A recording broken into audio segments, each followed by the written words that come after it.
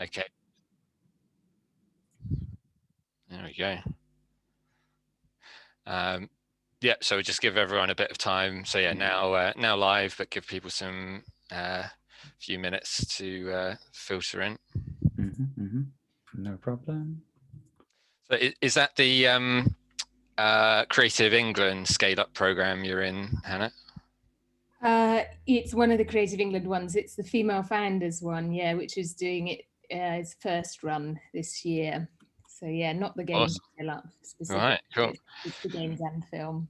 Yeah, I was gonna say we're in the advanced program, which then isn't we haven't got that. We have other bits and pieces to do, so it must be sort of this variation, different flavors of Creative England programs. Yeah. I did the thing where I send a message I was on just panelists. So there you go. It's nice. Quang is there. Hi, Quang. I'll resend my message. There you go. So cool. Yeah. Game Anglia, Mark. Sorry? What is Game Anglia? So it is a group to sort of help promote the games industry. Oh, hi, Kirsty. Hi, Kirsty. Hiya. How are you doing? Good, thank you. How are you? Great, thanks. Yeah, thanks very much for joining us. Cool. So yeah, just saying about Game Anglia. So yeah, I'm just at the moment leaving it for a few minutes before we properly kick off, so that everyone has time to be a bit late and join. Game Anglia is it's kind of a group for promoting game development in the east of England, and we started off with a conference in Ipswich, and we've had some really cool speakers come and talk, like Rihanna Pratchett and Brenda Romero and Rami Ishmael. And we kind of wanted to unite all the game developers who were in the region, and because there seemed to be a whole bunch of different people, but no one really knew each other. And we also knew that there was lots of students studying game development who were then sort of wondering about getting their break into the games industry. And now even we've started doing workshops with schools and sort of trying to help get more people interested in game development, or more people realizing that it's a viable career. And so we've had a few different programs, and we've worked with the Prince's Trust for sort of helping young people who are not in education, employment or training sort of develop some digital and game development skills. And we've got a whole different range of programs on. We've gone into like a whole bunch of different primary schools and taught Scratch workshops, and just trying to sort of speak to all different types of people and raise awareness that game development is a viable career and something you can actually do. Sounds great. We need one down here. Right, yeah. You.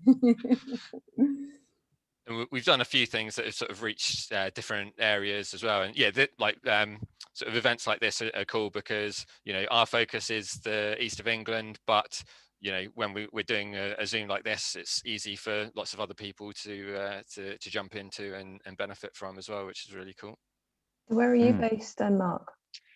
So I'm in Ipswich, or just sort of outside in a small village, and Sketchbook is registered just over the border in Colchester, because we've sort of had some office space at the Games Hub and Innovation Centre at Essex Uni, which has been really handy. Although we haven't used it much lately, obviously, but things are starting to get back to normal now. And I just had my vaccination earlier today, which was cool. So, yeah. Nice one.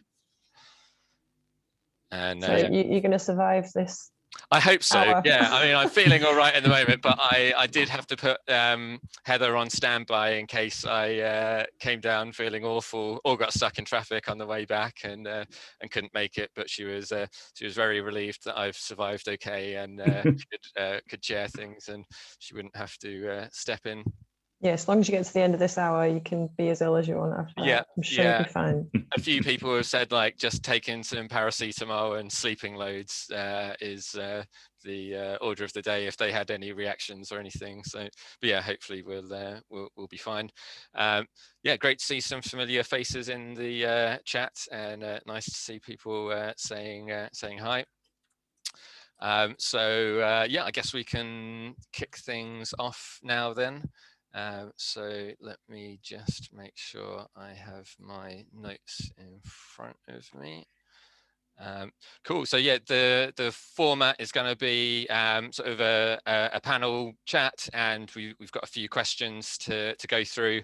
But everyone, please feel free to pop your questions in the Q&A, and we will yeah, try and have a section to go through and look at those at the end, or even pulling some through partway through. And then Kirsty is going to give us a chat. And you've got some slides and stuff, did you say? I do. Cool.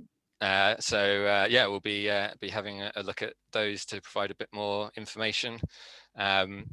So yeah, the background of this event was with the UK Games Fund announcing the round 7 and 8. Chris, one of the Game Anglia directors, thought it would be really great to run an event when we could sort of inform more people about it. And so as well as being a director at Game Anglia, I also run my own video game studio, Sketchbook Games, and we benefited from some funding in the past for our debut game, Lost Words Beyond the Page. Yeah, had a really great experience working with the UK Games Fund, and so yeah, we wanted to have an event and yeah, speak to a couple of other developers with experience too, and yeah, see if we can answer some questions and raise awareness about the fund, so that some developers in the east of England, as well as people across the rest of the country who might not have heard about the fund or might not know loads of details, or maybe weren't considering applying, we can yeah, see if we can answer some questions and raise awareness and get more people interested. Although it sounds like you are not having a shortage of people though so far, Kirsty. Goodness, no. Yeah, demand is not something that we're looking for, to be honest. We've had over 200 expressions of interest put in for round 7. That's not to say that those will translate into full applications. They've had a couple of emails from people who've come back from various communications to say, yes, it's maybe not for us. We'll maybe hold back until round 8. Mm-hmm. So I don't know what the actual number of applications submitted will be, but yeah, I'm not having to do much shouting about it this time. Mm-hmm.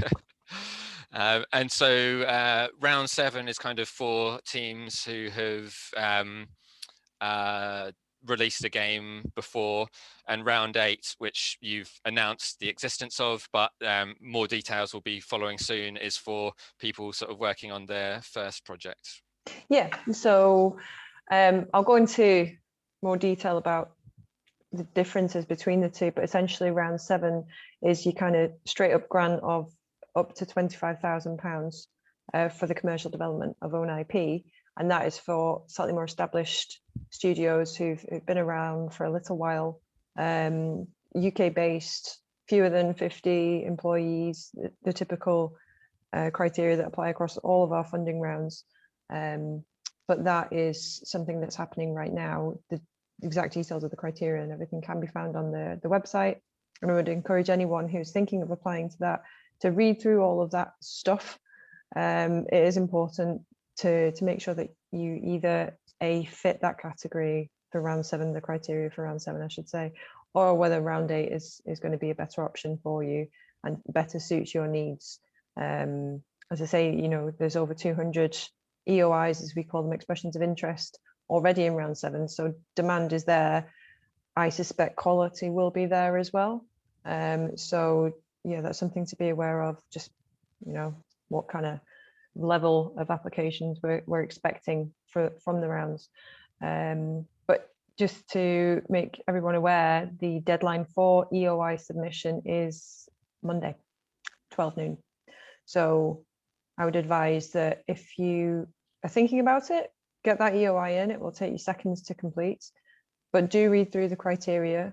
I will talk a little bit more about what that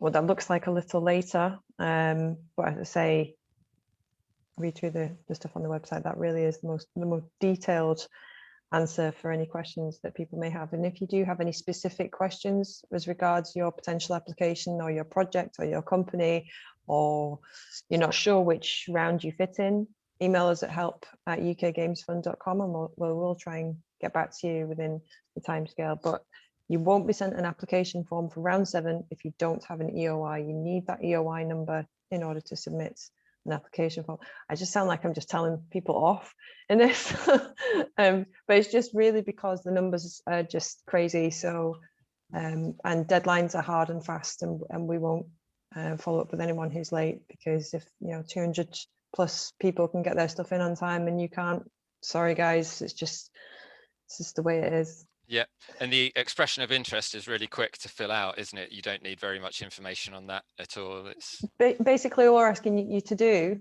in that is confirm that you've read the criteria and that you fit the criteria for round 7. So tick if that works, enter your details, and that's it. And to follow on from that, we'll be in touch and we'll send you some much more detailed information that will help with your application form.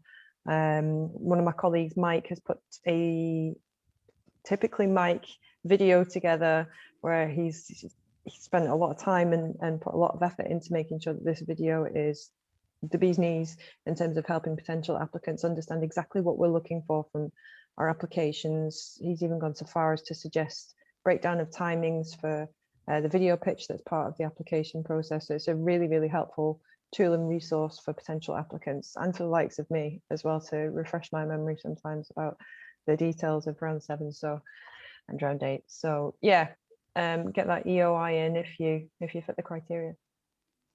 awesome, thanks very much. And to do things a bit backwards, because I've just started speaking to you before giving you a proper introduction, but you are Kirsty Gibson from the UK Games Fund, and you're the head of community there. I am, yeah. So I should have said, actually, sorry. Just diving straight in there, Mark, so we can talk to people. Yeah, so I've worked at the UK Games Fund, which is better known as UK Games Talent and Finance Community Interest Company. Doesn't exactly roll off the tongue, but essentially we're a community interest company, and our 2 main programs that we run are the UK Games Fund and Transfuser.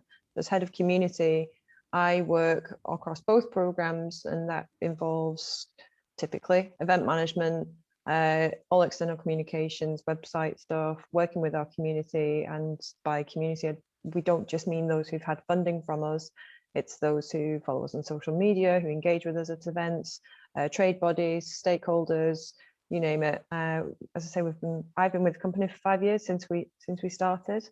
So we launched in 2015. I'll go on a bit more about the team later on. You'll get to see a lovely photo of most of them. But essentially, we're all from a background that we hope we know what we're talking about. Our colleague Mike, who's actually on holiday just now, he's a games developer himself. And we've got others from investment backgrounds as well. So we're a small team, mostly based in Dundee in Scotland. So yeah, that's me. But obviously, I'm not from Dundee. I'm from Manchester. We got the Manx. Great, thanks very much. So next up is Hannah Wood from Storyjuice. Do you want to tell us a bit about yourself and Storyjuice and your UK Games Fund funded game, Hannah? Yeah, sure. So Storyjuice is an interactive and immersive storytelling studio, and we work on everything on the spectrum from video games to immersive and interactive theatre productions. And in the last couple of years, we've slightly shifted what the business is doing to put more focus on our video game stuff, our own IP, and going for the UK Games Fund was a part of that kind of process. So we were in round 5, which I would say, I don't know for sure, is more like round 8 is. And yeah, that's very different, and I think that's a really important decision to make in terms of what you go for, so and where you are as a company. It was our first, while I've worked in video games for a few years and on other shipped projects, it was our first title that we were releasing ourselves, so that's why that particular round was particularly suited to us. So our game is a feminist punk augmented reality game for mobile called the Glass Ceiling Games, and it's an electro punk album you can play, and the aim of the game is to smash the glass ceiling, and you do that by leveling up through various levels that are kind of symbolic of everyday sexism. So you get to slingshot catcalls, laser mansplains, machete unsolicited pics, and various other things, collecting joy, money, and freedom points en route. So yeah, that's the kind of background to Storyjuice and the game. Awesome, sounds great. Thanks very much. Yeah, really interested in the like immersive theatre side of things, and getting, yeah, that's really cool that you sort of managed to you know you're doing video games and you're also doing immersive art like that. Sounds great. My background is as a writer, narrative designer in those forms, and then we've made that shift to game development production to kind of get some different titles made, get some different stories out there, you know. Cool. Okay, and then finally we've got Adam Boyne from Beta Jester. Hi everyone. So I'm Adam Boyne. I'm the technical lead at Beta Jester, so I do a lot of programming, but also do a lot of going out, meeting people, giving talks, all that kind of thing as well. So we were part of UK Games Fund round 5 as well, but we've been going now for just last week. We just hit 6 years, so not doing too badly. And in that whole time, we've done lots of different grants, bids, funding, financing, all that kind of thing. So I've got the sort of the wits of kind of knowing what the UK Game Fund is like compared to other things, what we did in terms of it, what we're looking at in terms of how we see round 7 as different to round 5, and just talking about the process in general and how beneficial it was for us and what we took from the whole process. On top of that, we also did Transuser with UK Games Fund all the way back in 2016 now, which makes me feel old. But yeah, so then we've been firm friends of UK Games Fund for a long time. That's cool. Don't forget about Transfuser, Adam. Oh, I don't. I do not. So you went through Transfuser, and then you were funded in round 5 after that. Yeah, so we did Transfuser way back at the beginning. We were one of the first teams to do Transfuser, and we were unsuccessful at the end of Transfuser for the follow-up funding, but we carried on with our sort of company and studio and built ourselves up, mostly around doing contracting work while also working on games, sort of 50-50, and then came back again for round 5. We applied in a couple of previous years with some ideas, but round 5 we actually had a really solid idea with our game Forgotten Sea. Came back with that, went through the process and got into the sort of what will be the round 8 equivalent, the sort of the smaller prototype demo process, and doing that and pitching at the end of it. We were then successful with follow-up funding, which then got us into doing the full sort of UK Games Fund process. Cool. I think that's great for people to hear that, like, you applied and you weren't successful at first, but you didn't give up, and you applied for a future round, and then we're successful.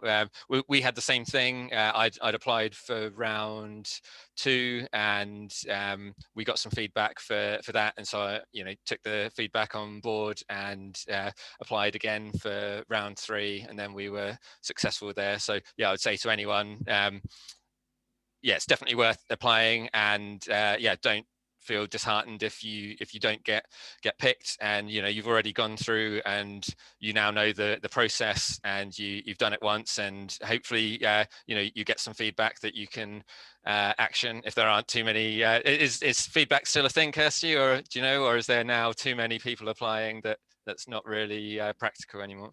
Well, the practicality of feedback is it takes time.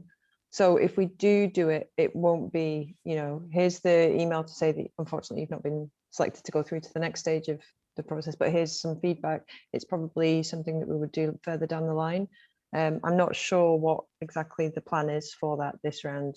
It's dependent on numbers, really, I think. But we do try to do what we can. It's just, we're a very small team. There's only 6 of us, and some of us are part-time as well. So it's just a case of, you know, our focus will be from going on from the stage of, you know, making a cut.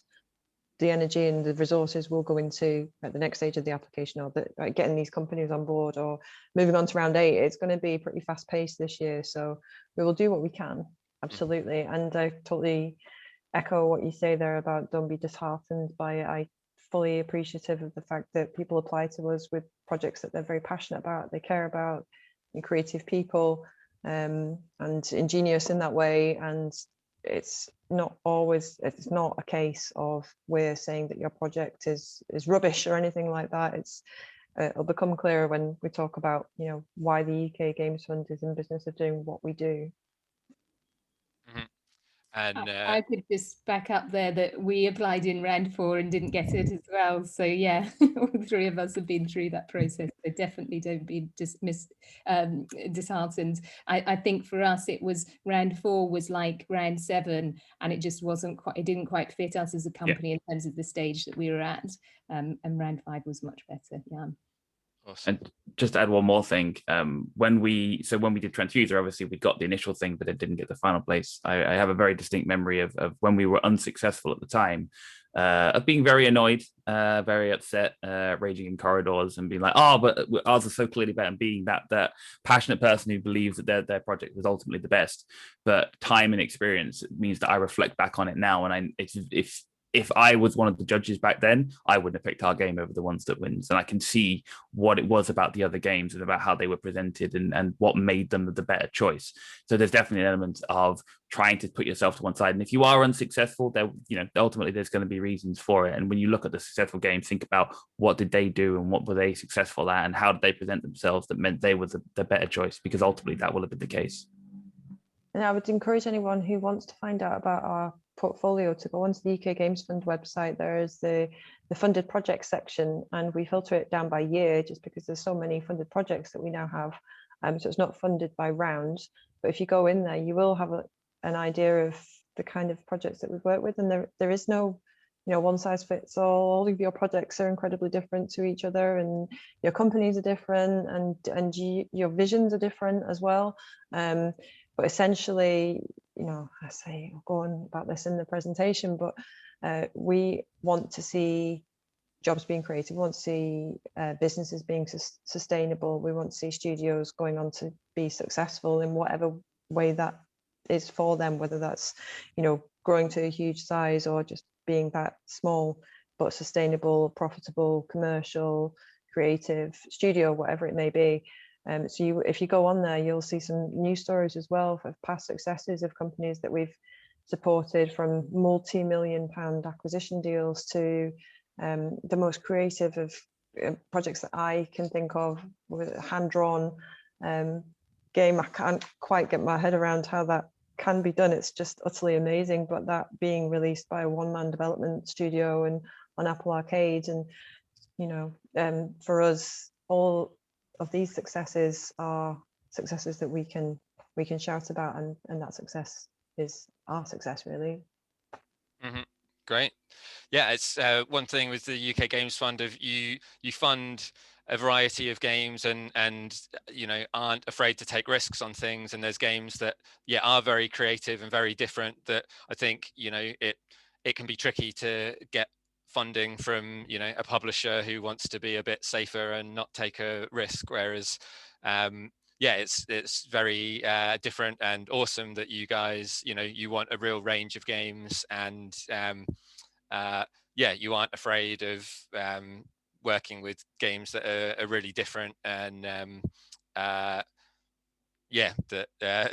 can really stand out. I guess I think that was the thing that we did in our application of with normally going for grants, people, you know, they want their money to be the last money and it to be safe and it to be a sure thing and sound like, you know, you don't need it too much.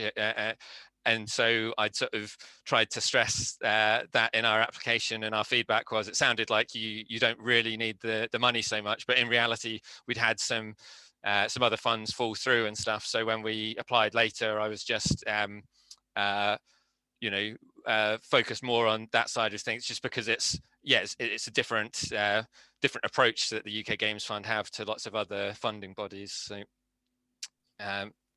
cool.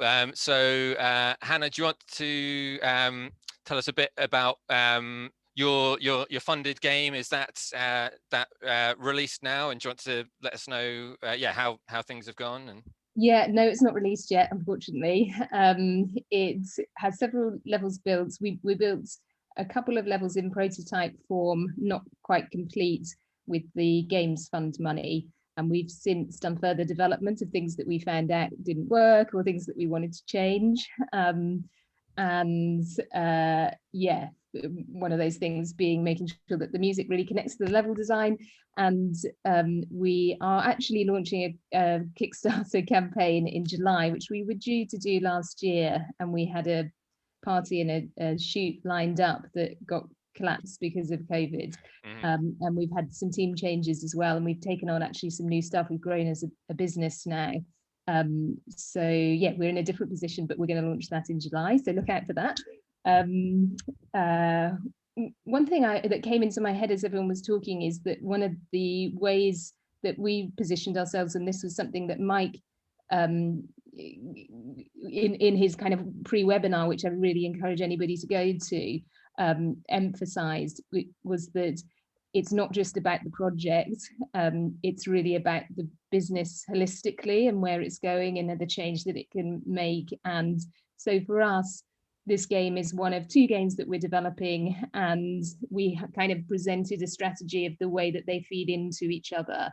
And I think that, I don't know from Kirsty's perspective, but from the feedback we had in the process and the whole process, it was about developing the business over the project being a part of all of that. Mm-hmm. Yeah, absolutely. So we're not a research arts funding council. You know, we're not here to kind of encourage the most creative of projects. Your project is your project. We're here to hopefully impact on the economy, and that's why we've been funded by the government to do so for these projects. You know, we want to, as I said earlier, help create sustainable businesses that go on to become successes, whether that's through recruitment or investment or acquisitions or publisher deals.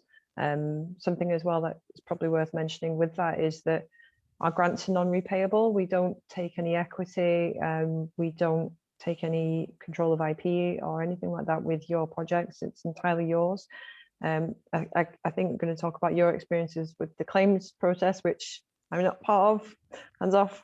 That's all Jenny, she's wonderful. But essentially the only thing that we do ask back from you guys, and you've all done it and you continue to do it, is to contribute in some way to the community. So as I said, you know, we've got all of these funded projects on the UK Games Fund side, but we've got the transfuser program happening right now. Actually, there's lots of stuff going on with that. So that's our graduate development competition, which Adam took part in.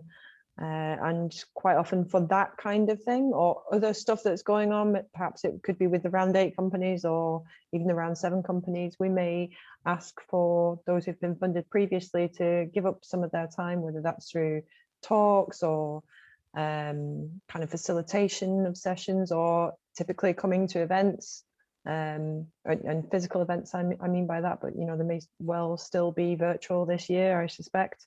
But essentially that's what we ask for in return for this money, is that you go on to be successful and you share some of that success with the next cohort, whatever they are, whether that's Transfuser or UK Games Fund. Mm-hmm. I think that's useful for the developers themselves, though, because any opportunity to, you know, go and speak and be at events and get your project and studio out there is always beneficial. So yeah, it's not much of an ask, really. What I was just going to say, we ran a predecessor project to this, the Prototype Fund. So although we've been running the UK Games Fund for 5 and a bit years, we ran the Prototype Fund from 2010.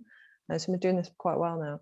And I always remember one physical event that we had in London years ago as part of the Prototype Fund, where we had a graduate company stand beside a more established company, not huge, not hugely established. They've been going maybe for a couple of years, and just by coincidence, a conversation happened, and that graduate IP ended up being acquired by the other company, who then used it to grow the game to a pretty substantial level, and recruitment was made. And it was just such a, I mean, that was ages ago, but it's just such a lovely story, and something that's always stuck in my mind. That those people stood beside each other, and they wouldn't have been standing beside each other had it not been for that event that was part of a bigger thing, you know. So things like that happen serendipitously, and it's always a good thing for us to be aware of, and kind of sharing the success. I'll keep using all these cheesy terms, so maybe you need like a buzzer or something to turn me off of these things, but no, it really is though. I kind of, that's the thing that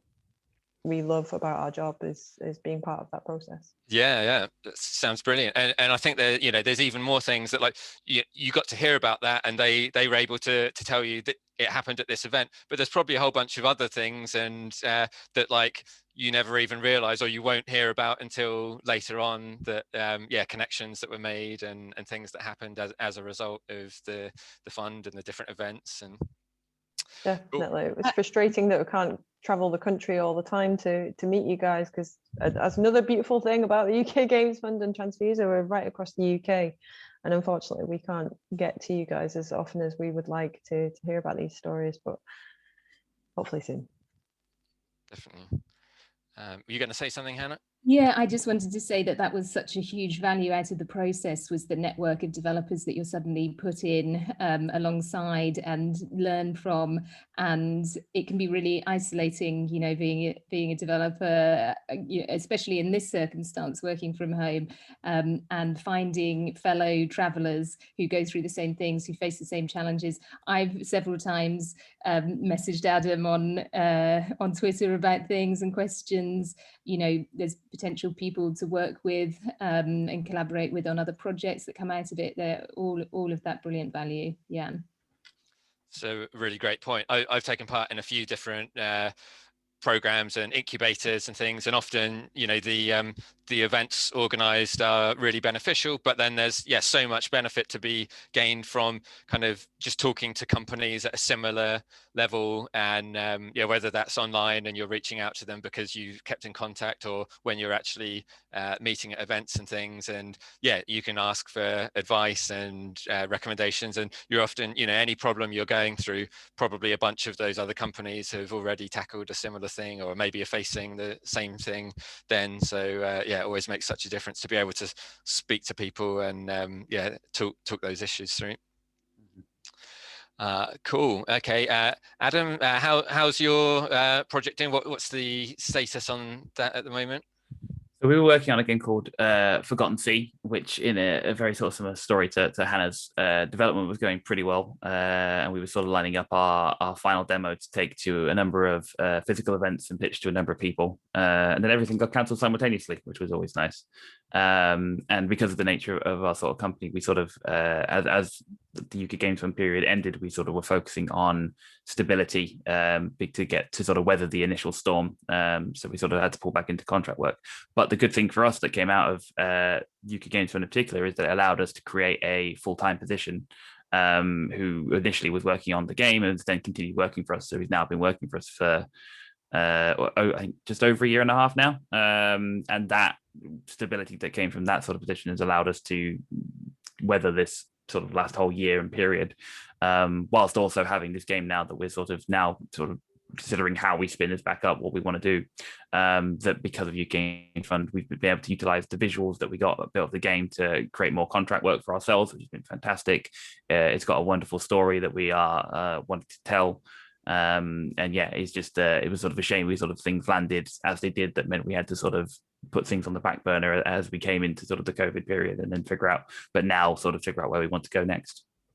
Mm-hmm. I think it's quite normal for games to take a bit longer than you expect to develop as well, and Lost Words took quite a lot longer, and yeah, it's only fairly recently been finished and released. But yeah, and often you know, games can cost more money than you originally think, can't they? Which is another reason why things like the UK Games Fund can make such a massive difference. And yeah, for us, it came at a perfect time of sort of we'd got some initial funding, but then that was running out, and we needed to get our vertical slice to the point when we could take it to a publisher and sign finishing funding for the rest of the game. And yeah, it allowed us to do that and take the game to Gamescom and pitch it to different people. Cool. Okay, Hannah, could you tell us a bit about your experience of working with the UK Games Fund? I guess kind of all different aspects, but especially including like the application process, and then yeah, when you receive the funding and what's that's like.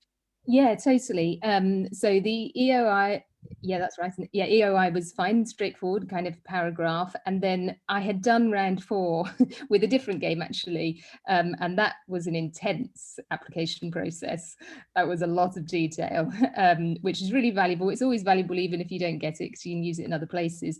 But round 5 was a bit lighter, but I had pitched the game for other funding.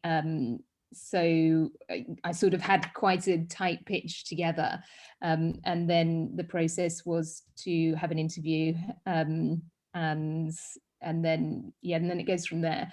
The first part of it was you get we got £5,000 to develop a pitch to take to EGX, so not a tremendous amount of money to do quite a lot of stuff and get it to quite a polished place for a public showcase, but a brilliant kind of sprint that was really well supported by the Games Fund in terms of all of the elements that we need, and also providing that space to showcase and playtest early and get feedback early, and pitch to various publishers.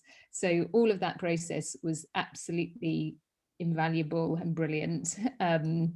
And then after that, it was the follow-on funding. And then you are a little bit more on your own over slightly longer periods with more money in, or certainly were in our round.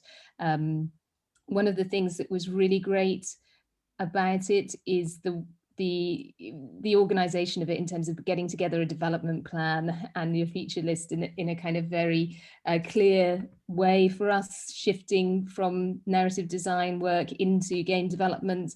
That kind of structure was really useful. So yes, and then you I can't remember what the word for it is when you pay the funds out and then you have to claim after the fact. I want to say redacted, but it's not that. So you have to be aware of that you need probably about 6k fund capital to be able to pay for the development in a month to then claim it back.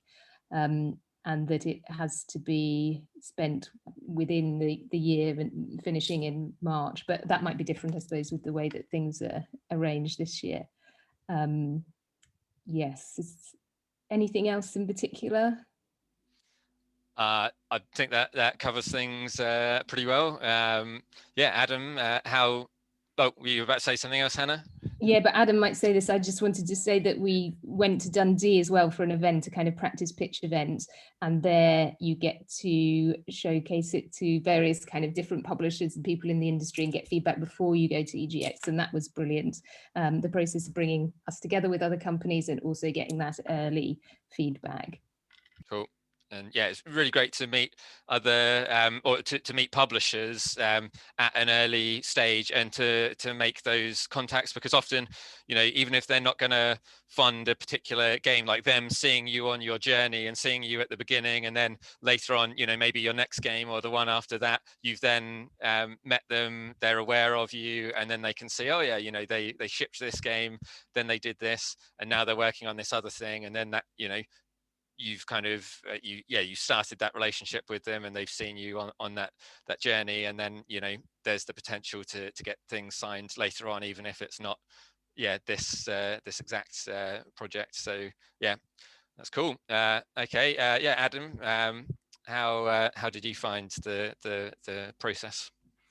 Relatively straightforward. I mean, so you'll find this with basically any situation where you're bidding for grant funding, so for non-repayable grants, that it's normally a slightly more, well, I say this, it's not that it's a more complex process. It's normally, it has elements to it, mostly because they will just receive an inordinate amount of applications, because free money is free money. And what that means is that the UK Game Fund are very good at presenting you with ways to really demonstrate the point of what you're doing. Why is it useful? Why should this project get funding over something else? And for us with Forgotten Sea, we started with a game jam game that we built in the January before the bid opening. And if I remember correctly, I think the expression of interest deadline was the Monday after the game jam. So I sort of pulled myself awake and was like, oh, this looks like a good idea, and submitted it. I don't recommend that as a way forward. It's just what we did. But what was good about it is that I came into it going, I have a really good idea for a game. We were really happy with what we built, and I want to submit this. But actually over the process helped me to sort of pull out from that the pieces that were the important aspects, the things that were different to other games, or the things that, when you're doing the video and when you're building up those areas, you really have to think about, well, how do I sell the idea of this in a very short space of time? How do I demonstrate that this is worthwhile investing in? And that really helps sort of going forward, sort of pulling that together. So it's important to have a grasp on what it is that is the unique part of your game, what it is that's the thing that you're selling essentially to the UK Games Fund as something worth investing in. What is it about your studio that's worthwhile? What is it about your plans? Are you actually going to use this and turn this into something? And all those kind of questions get sort of asked of you before you've even got to the end of the process. And so it's good to think about initially, but certainly the process helps you to draw those answers out as well. And when it comes to the pitching as well, instead of the pitching day, the pitch that we still present now to people is built on a pitch that we developed all the way back in Transfuser with the support of the Games Fund and our mentor at the time, who was Noira Komodi. And every pitch that we've done since then has helped us to develop it. So every time we get an opportunity to go to a pitching practice session, especially when it's got that lighter air to it, it's not not directly pitching to a publisher, somebody who will give you that feedback. It is you can't calculate the value of that, because the fact that somebody who is the same, and in some cases were the people that we would then later on be pitching to for further on follow-on funding, we were able to sell them, this is what we think, and they not only would they tell us if what they thought, but actually give us the feedback to help us create something that was leaner, meaner, and more likely to get the funding at the end of it. So yeah, the whole process from beginning to video to development to application to pitching development later on is just invaluable. Awesome. Thanks very much. Yeah, for me, I guess it was quite a while ago that I filled out the application form now for round 3, but I think it was fairly straightforward from what I can remember, and the kind of documents and work that you need to do to kind of that we had to do to complete it was all stuff that was like useful and made sense for us to do anyway, but we just hadn't got round to yet. And having looked at the round 7 application, I think it might be a bit lighter than round 3, but that might just be my imagination. I'm not sure. I don't know how much things have changed, but it looks like the word counts are pretty small, and there's not kind of like an excessive amount of stuff that's required, I think. And I've applied and got and not got a bunch of other funds as well. And I think the UK Games Fund has a pretty good application process. And there's some, like, I think Arts Council is probably one of the worst ones I've experienced, when there's kind of so many hoops to jump through, and like different surveys that you have to do, and then wait for the results, and then do other bits, and it's lots of work. So I think this is the definitely the really good end of the spectrum. So Hannah and Adam, are you guys are you applying for round 7 at all, or?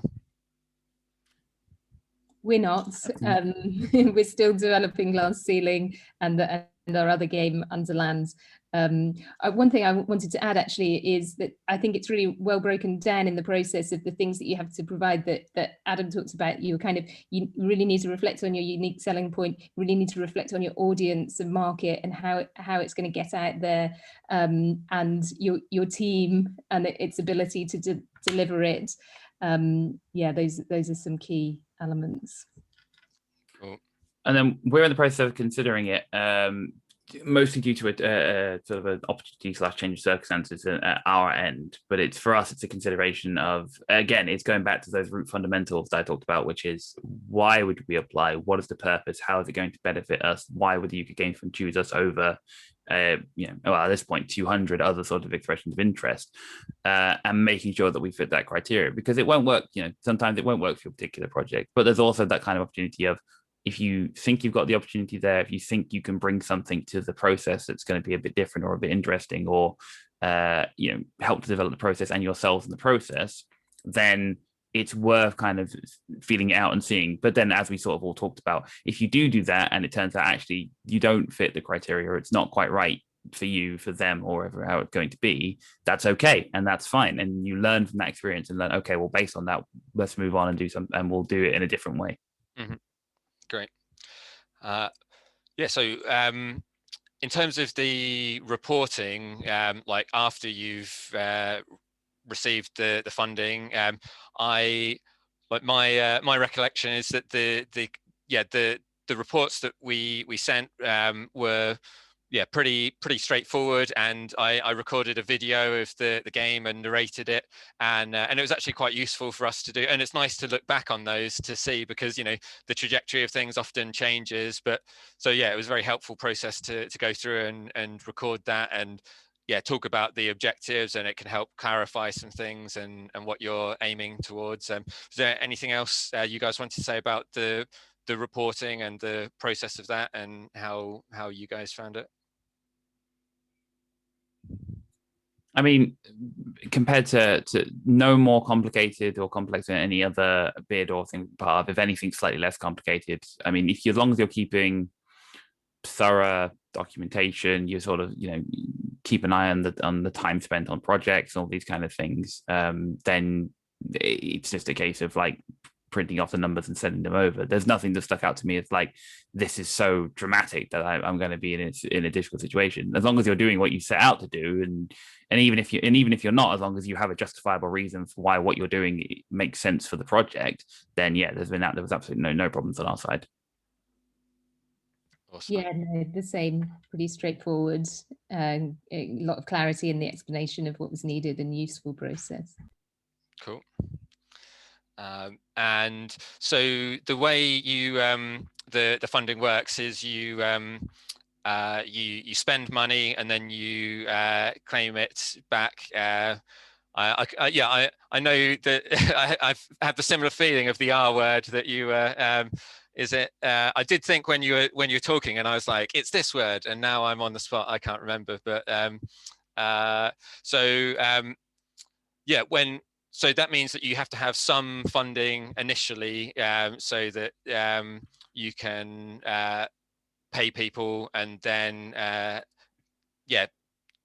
claim it back.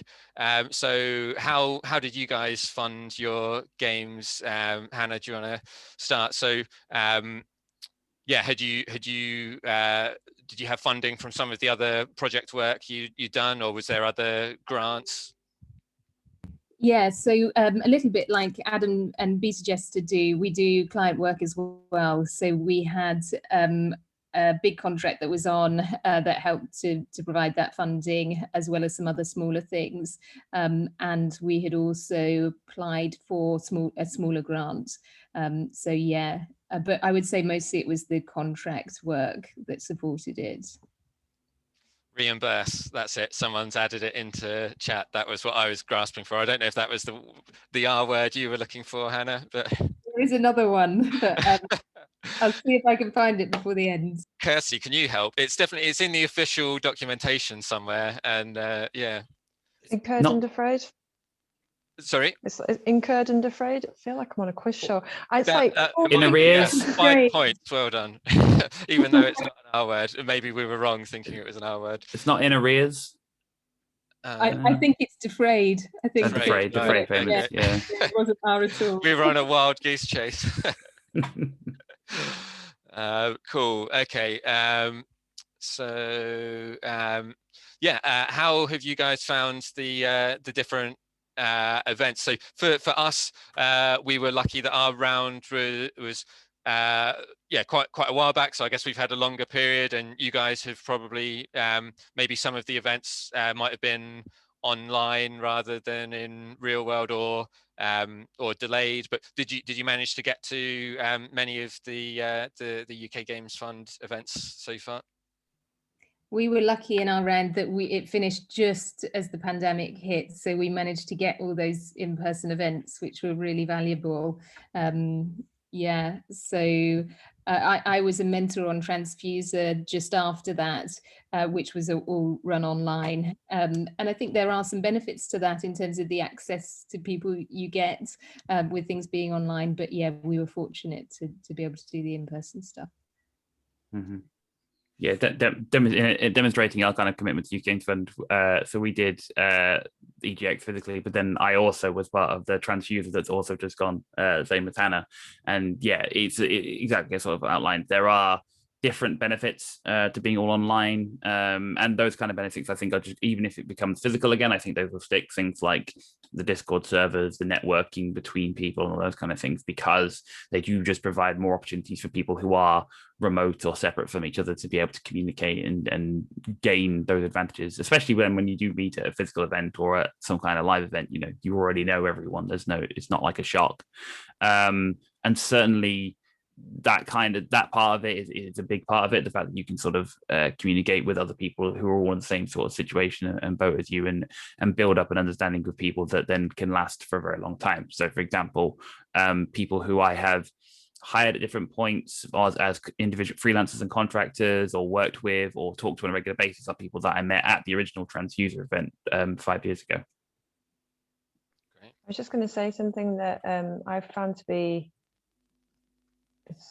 pros and cons of both what we've been doing over the past couple of weeks. So our Transfuser Enterprise Pathway, which is the competition in the way that Adam experienced it, kicks off soon, and as part of that we're running week-long events and support offering to them.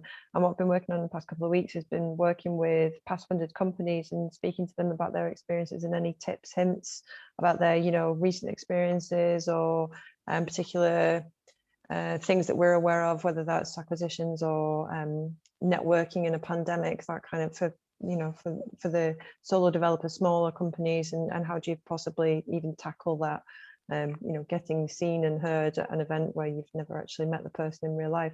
Been able to do that in a way that typically in the real world, getting everybody together in a room, getting those people to the place on time, getting them on stage, talking to the right people and facilitating everything would just, it's possible, we've done it before, but it's so much harder to do than speaking to people at a time that best suits them and getting them to give you exactly what they want to give you, and just kind of having it as available as an ongoing resource as well for the teams going forward. So the definite pros and cons to both things. And now that I know that those teams will be able to tap those people up that I've spoken to, they've all said that they're very happy to be contacted by the Transfuser teams, whereas in a room full of however many Transfuser teams we're going to have this year, all of them getting access to that one person to say, can I add you on LinkedIn, kind of speak to you on Twitter or anything like that is so much harder to do. So there are definite pros and cons to the world that we live in right now.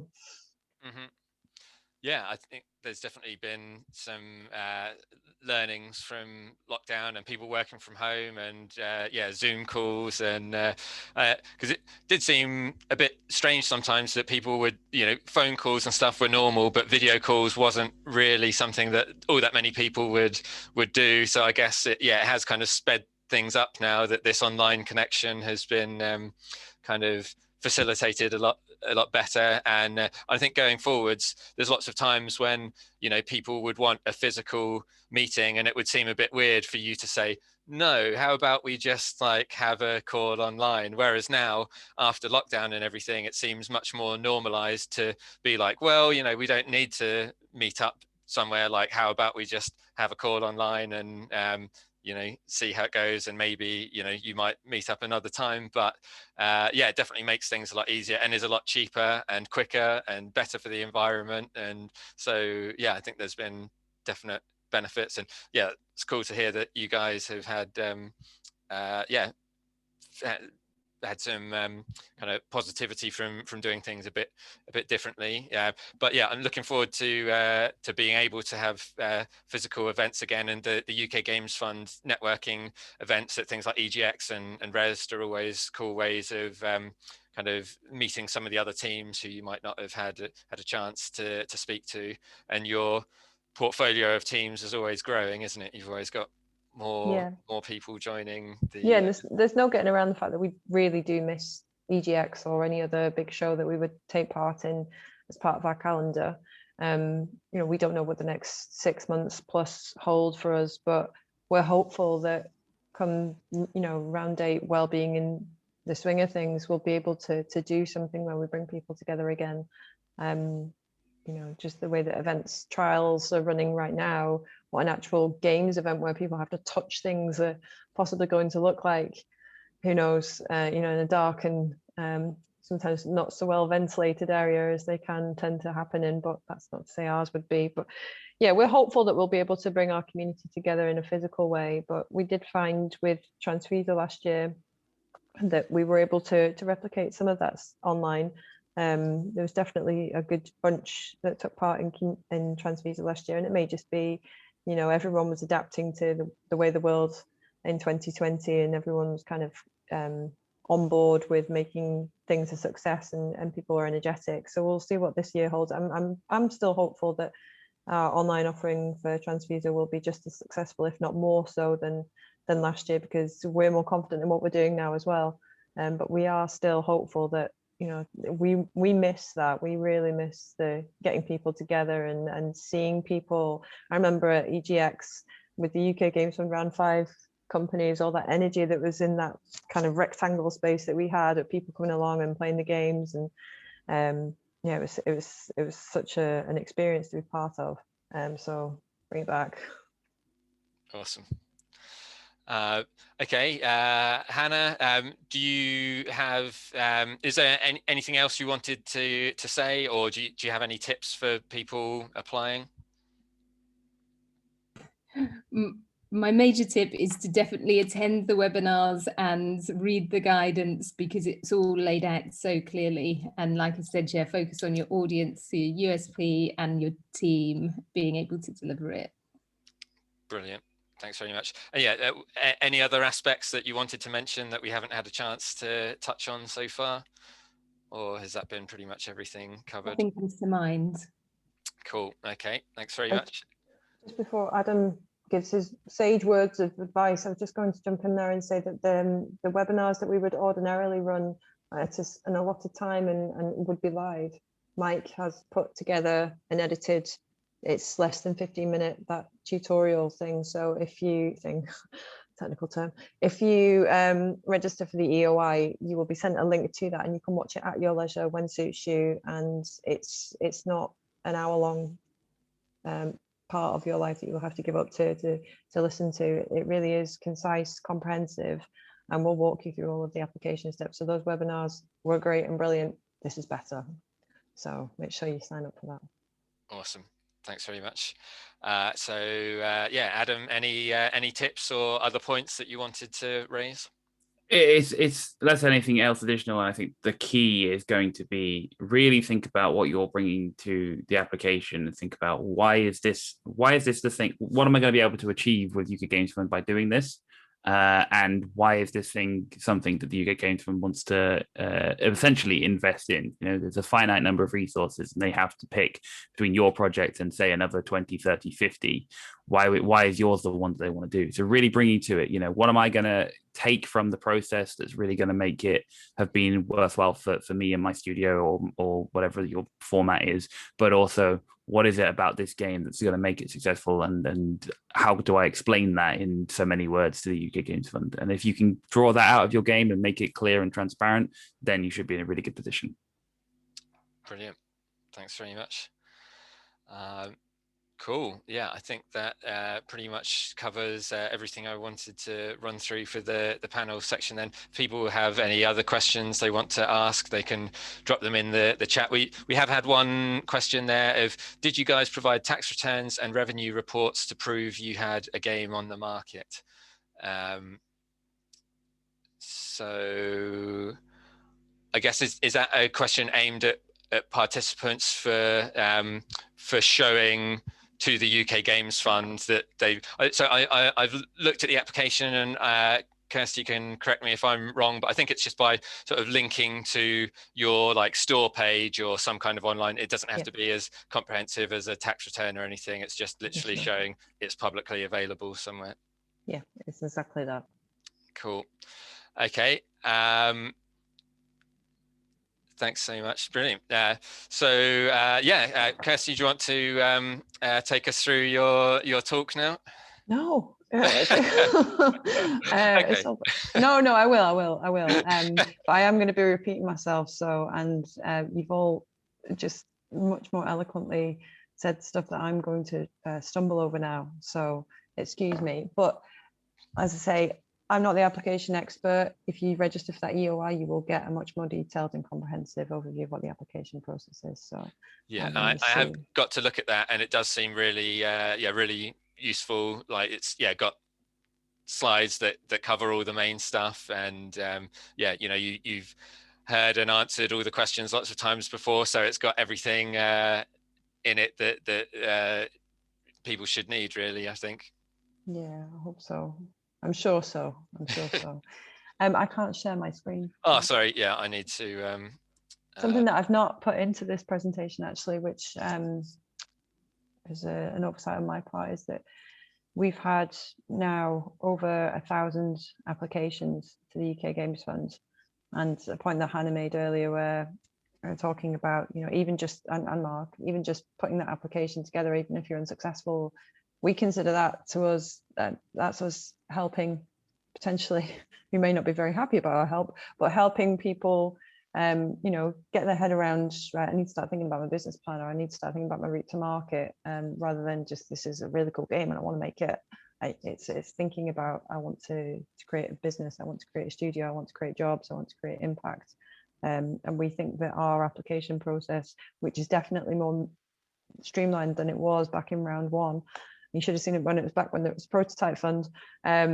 We hope that helps those people who complete it, or even just look at it and start thinking, with the business head on.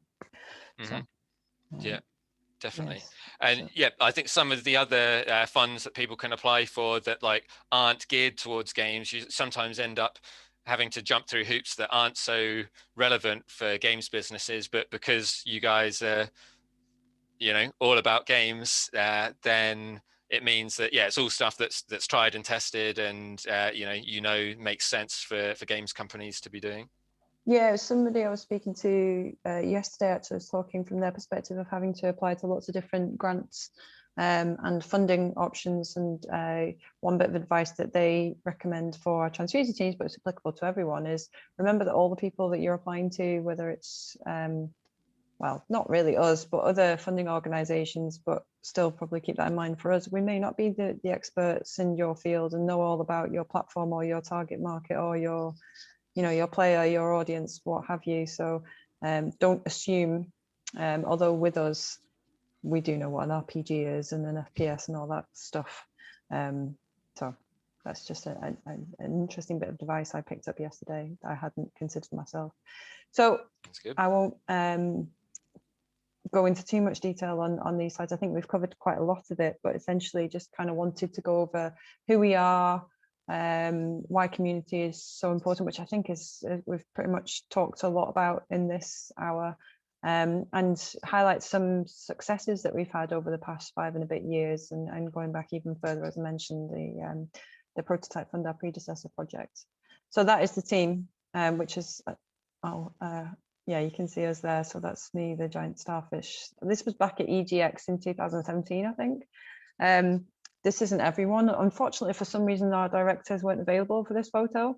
I think they just went away and hid somewhere, but these are the people who kind of make it all happen. So we've got our transfuser t-shirts on there, apart from Mike. So we were there at the transfuser stand back in 2017.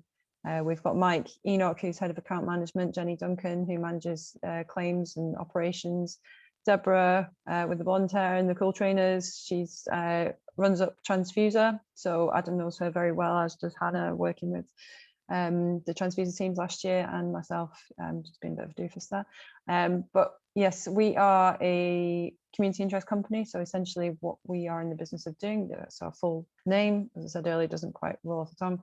We are not for profit, and we're here to serve our specific community, which is the early stage UK based games development community. We've, as I said earlier, we're an experienced team, and we've got games industry and investment backgrounds amongst our makeup. So our community, as I mentioned earlier, we've considered that not just the companies or individuals that we have funded or supported through Transfuser, it's also all of those people who've applied to us, who follow us on social media, our trade bodies that we are good friends with, and our stakeholders that we work with as well. So we have our fingers in lots of pies, and we're spread far, we hope, and people know about us, as has been proven by the past few weeks of the EOI being open. As Hannah and Mark and Adam all mentioned, their experiences of applying to the UK Games Fund have differed over the years, and that is because we are not set in stone in our application process. Every year we look at what worked previously, what didn't, who we helped and who we couldn't, and what we can do to every round, I should say, not every year, better serve our community, because at the end of the day, that's why we're in the business of doing what we do, is to serve the early stage startup games development community. So as with this year is the first year where we've announced 2 rounds in one. So we're able to do that because we are kind of the masters of our own fortune, and we're able to try to meet the needs of the kind of 2 biggest parties of applicants that we see. So we've got the round 7 and round 8 open now, and we try to make that application process as streamlined and efficient and simple, but still get what we need as possible. And as I mentioned earlier, we don't take any equity, IP, or ask that the grants are repaid in a financial way. We do ask that, though, where possible and feasible and suitable, that developers who receive money from us, studios who receive money from us, remember us and come back and help us where possible, and support those who are coming up through the ranks, or, you know, just network and come along to events, and yeah, just be part of that community, an active part of that community. So this year, as I mentioned, we've got round 7 and round 8. The exact details of the criteria all can be found on the UK Games Fund website. I'll give the link at the end of this. But essentially, as I've said hundreds of times now, I think, the EOI closes on Monday for round 7. So if you meet the criteria, be sure to get that in. And shortly after that, you will be sent a link if you're eligible to complete the written application. The details of the application process will be shared in that tutorial that I mentioned as well. So there is a video pitch as well as a written application, and Mike walks you through, as an applicant, what exactly we're looking for in both of those sections, and how the application process is managed. Round 8 will be opening later in the year, and that is for your earlier startup companies, earlier stage teams. And as Hannah and Adam both experienced, it's very similar to round 5, where there's an initial cash grant and there's development period and follow-on funding. Pitching will happen towards the end of round 8, but we fully expect this year to be a busy one. In Mike's video as well, there is a timeline, which I thought I'd keep exclusive to Mike's video, so you can get an idea of when exactly things fall over the coming financial year, really. Your success is our success. I should mention as well that all of these pictures that we've got in the backgrounds are from our studios, our events. So yeah, it's one of the best things I have to hand, is looking at these studios when we can't get around to them and being able to get an idea of what's going on. So as I said earlier, the reason why we care about your business is because your success is our success. If our funding has the impact that we want, which is business sustainability and job creation and IP creation and growth within the industry, it's all the better for us, and it means that we're doing our job properly and that we can continue to do what we do. So this is why when Adam and, well, everybody else was talking about the application process, things that you need to consider when you're putting everything together is what exactly do we want to see. It's not all about the game as such, but we want to see that you've got plans for the business, you're clear on your USPs, and whatever your plans may be, that you're confident that you can create and sustain positive impact within the industry.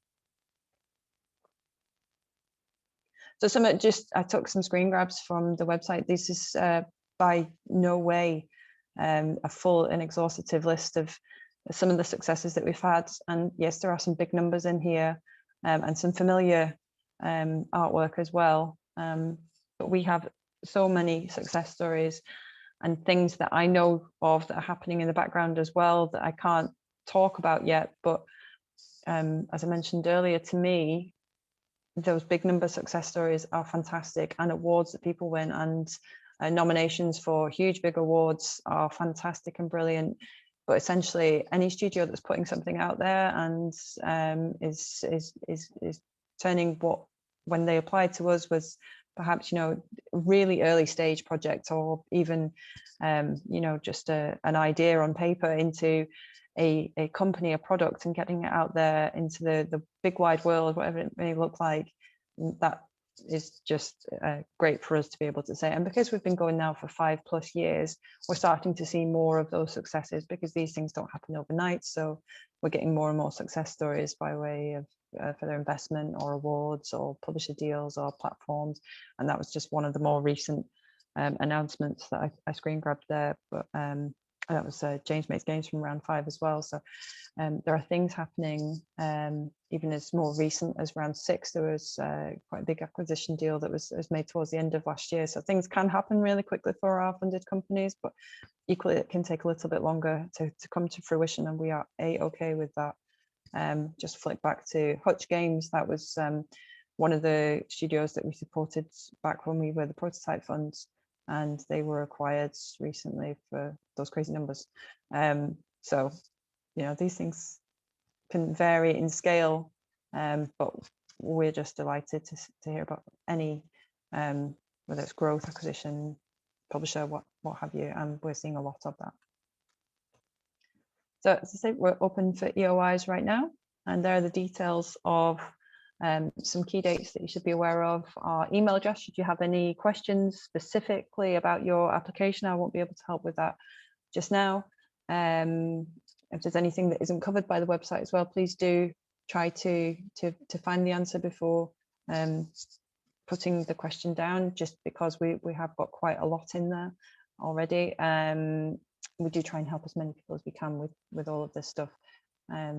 But please remember that if you don't complete an EOI by Monday, we can't invite you to complete a written application form, so do get that in. That's really it.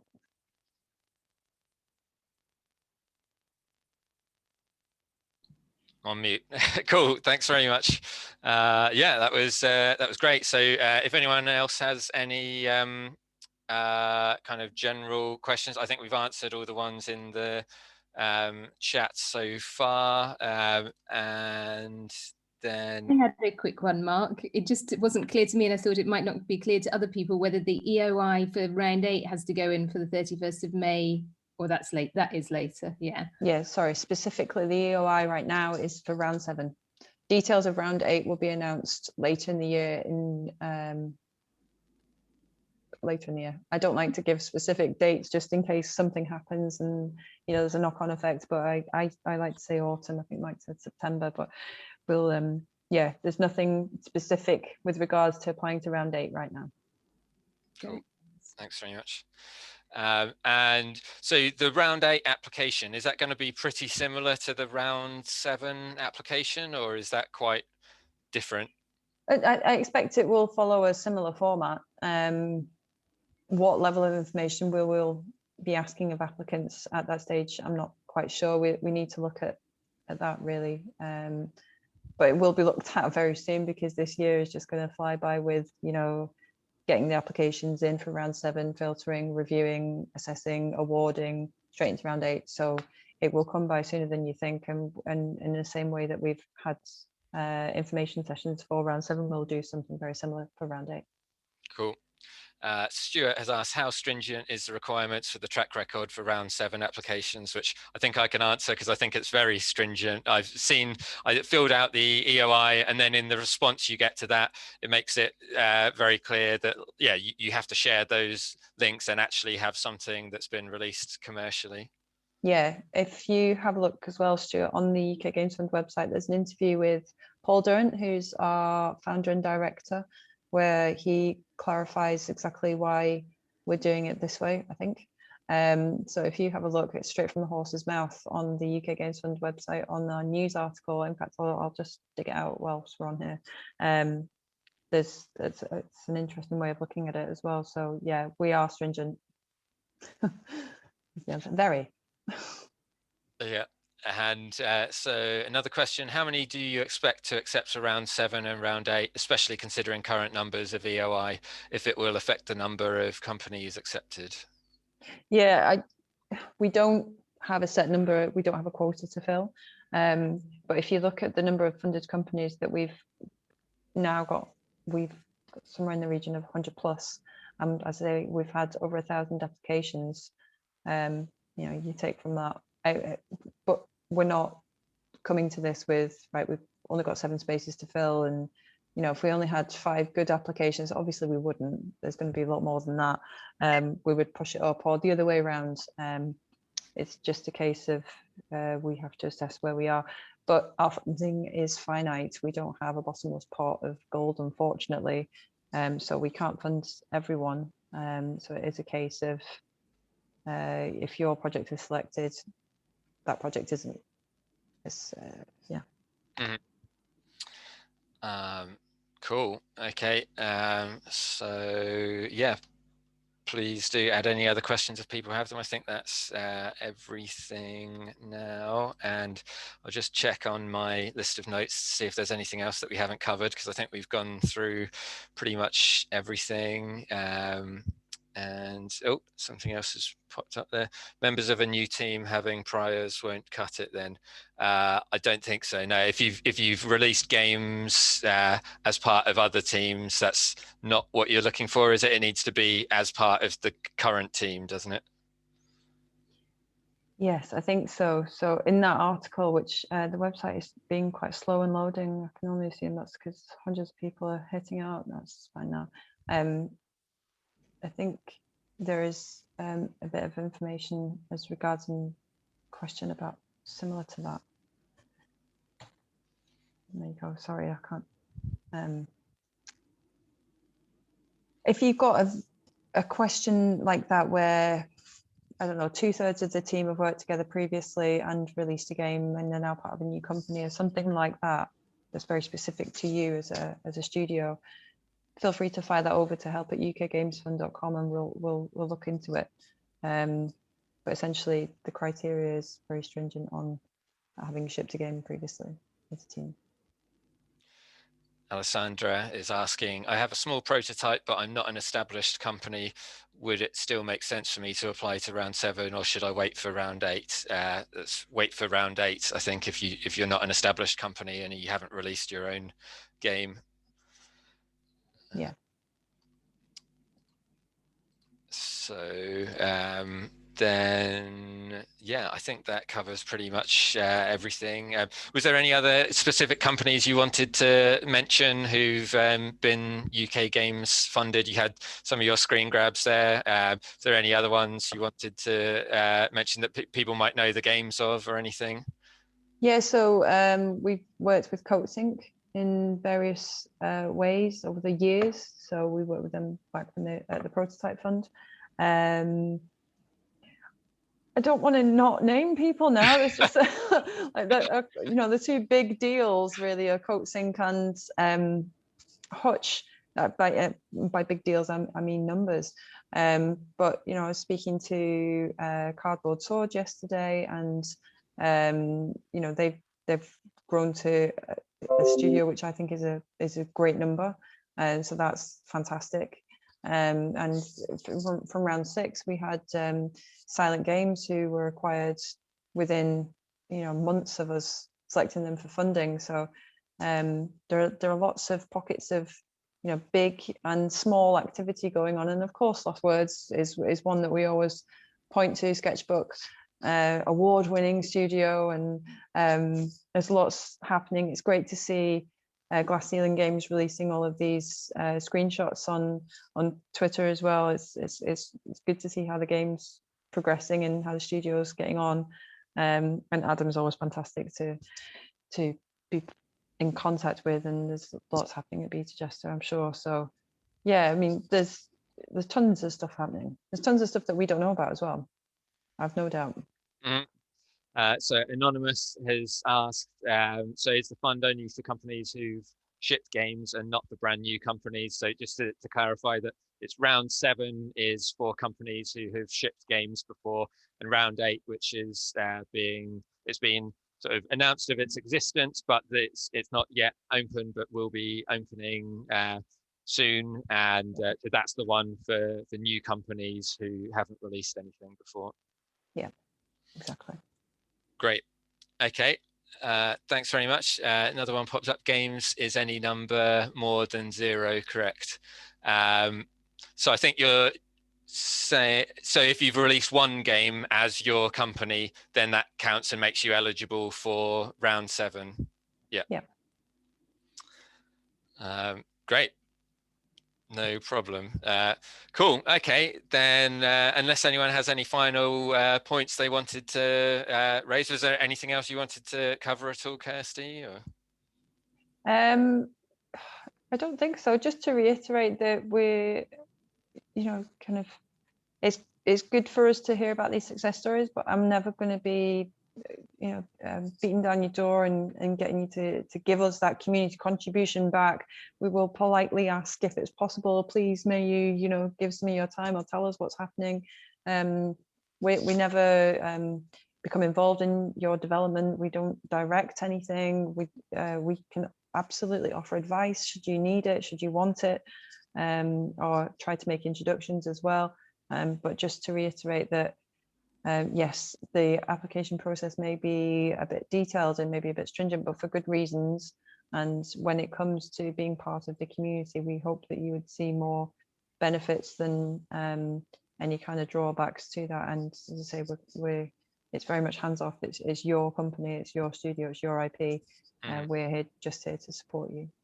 Like I say, compared to lots of other funds, I think the application is pretty straightforward, and yeah, just gets you to think about things that it makes sense for you to be thinking about if you haven't done already. Or yeah, very straightforward actually, and yeah, it looks yeah, like a good process. I think you've kind of evolved over time, haven't you? And you've had feedback about different applications and changed that. So I think yeah, it's a good process. And I'd say the UK Games Fund is some of the freest free money available, and like the least strings, because often well yeah, no strings, like you know, different funds have different requirements, and sometimes you might have to like pay a certain bit back, or have a revenue share, or these, you know, you can't ship on certain platforms, or you have to do this, that, or the other.